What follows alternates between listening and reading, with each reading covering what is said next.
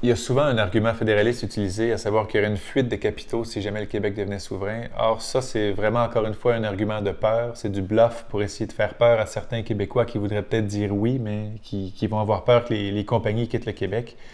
Il y avait une tactique assez basse qui avait été utilisée même au premier référendum, qui était la fameuse tactique des camions de la Brinks.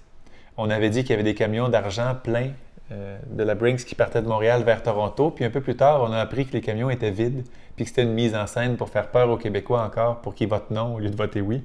Donc ce genre de tactique, c'est peut-être raffiné, mais c'est encore basé sur le fait de faire peur à un peuple pour pas qu'il décide de prendre sa liberté. Et c'est souvent des arguments économiques. Donc l'argument que les compagnies quitteraient le Québec dans une économie comme celle du Québec, qui est très moderne, qui est très diversifiée, avec une des main-d'œuvre les plus recherchées au monde, c'est clair que les compagnies internationales continueraient à venir s'établir ici. Et ceux qui disent que c'est parce que le Québec serait une plus petite économie que le Canada, donc les compagnies s'en iraient, c'est un argument qui est absolument réfuté par la réalité. Et ce que je veux dire, c'est que si on fait la liste des pays les plus riches au monde, qu'on les met en ordre de richesse, sur les 15 plus riches, il y en a 14 qui sont plus petits ou comparables au Québec en taille.